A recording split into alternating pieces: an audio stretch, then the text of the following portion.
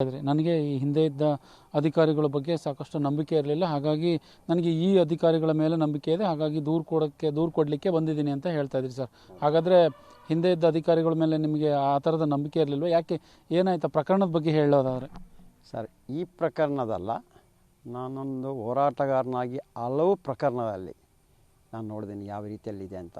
ಅದಕ್ಕೆ ನಾನು ಕೆಲವೊಂದು ಸಾರಿ ವೀಡಿಯೋ ಮಾಡುವಾಗ ಹೇಳಿದ್ದೀನಿ, ಸಾಕು ಇದರಲ್ಲಿ ಭ್ರಷ್ಟ ಈ ವ್ಯವಸ್ಥೆಯಿಂದ ಹೊರಗೆ ಹೋದರೆ ಸಾಕಂತ ಹೇಳಿದ್ದೀನಿ. ಅಷ್ಟು ಭ್ರಷ್ಟ ಆಗಿದೆ ಸರ್. ನನ್ನದೇ ಒಂದು ಅನುಭವ. 2012 ಜನವರಿ 21ರಂದು ಚಾರ್ಮಾಡಿಯಲ್ಲಿ ಸಂತೋಷ್ ಎಂಬುವರನ್ನು ಬಸ್ ಅಡಿಗೆ ತಳ್ಳೆ ಹಾಕಿಬಿಟ್ಟು ಕೊಲೆ ಮಾಡಿದರು. ಇಂದಿನ ತನಕ ಅದಕ್ಕೆ ಅದ್ರ ಬಗ್ಗೆ ನಿಮಗೆ ಸಾಕ್ಷಿ ಇದೆ ನಿಮ್ಮ ಹತ್ರ?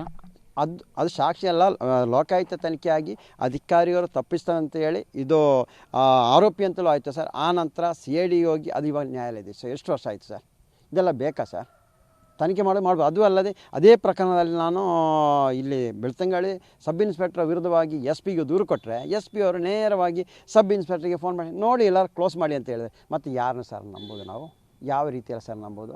ಇದಕ್ಕೋಸ್ಕರ ಆ ಒಂದು ವ್ಯವಸ್ಥೆ ಇದ್ದ ವಿಷಯ ಹೇಳ್ತೀನಿ, ನಂಬಿಕೆ ಹೋಗಿದೆ ಸರ್. ಇವು ಆದಷ್ಟು ನಾವು ದೂರು ಕೊಟ್ಟರೆ ಏನು ಪ್ರಯೋಜನ ಇಲ್ಲ ಅಂತೇಳಿ ನಾವು ನಮ್ಮಷ್ಟಕ್ಕೆ ಇರ್ತೀವಿ. ಮತ್ತೆ ನಾವು ದೂರು ಕೊಟ್ಟರೆ RTIಯಲ್ಲಿ ಅದು ಕೇಳ್ತೀವಿ, ತನಿಖೆ ವರದಿ ಕೇಳಿ ಅನ್ನೊಂದು ಮಾಡ್ತೀವಿ. ಅಂಥ ಕೆಲಸವನ್ನು ಮಾಡ್ತಾ ಇದ್ದೀನಿ ಸರ್. ನಾಳೆ ಯಾವ ಪ್ರಕರಣಕ್ಕೆ ಸಂಬಂಧಪಟ್ಟ ಹಾಗೆ ಇದನ್ನು ಮಾಡ್ತೀರಾ ಅಂತ?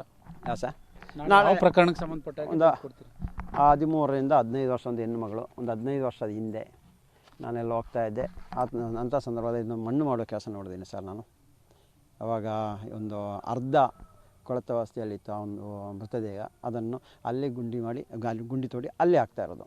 ಒಂದು ಸರ್ಕಾರ ನಿಯಮ ಪ್ರಕಾರವಾಗಿ ಒಂದು FIR ಮಾಡೋದಾಗಲಿ, ಮಾಜರ ಮಾಡೋದಾಗಲಿ, ಇಲ್ಲ ಅದನ್ನು ತಗೊಂಡೋಗಿ ಹಾಸ್ಪಿಟಲ್ಗೆ ತಗೊಂಡೋಗಿ ಮರಣೋತ್ತರ ಪರೀಕ್ಷೆ ಮಾಡೋದಾಗಲಿ, ಆ ನಂತರ ಅದರ ಯಾರು ಆ ಮಗುವಿನ ತಂದೆ ತಾಯಿ ಹುಡುಕೋ ಕೆಲಸ ಯಾವುದನ್ನು ಮಾಡಿಲ್ಲ ಸರ್.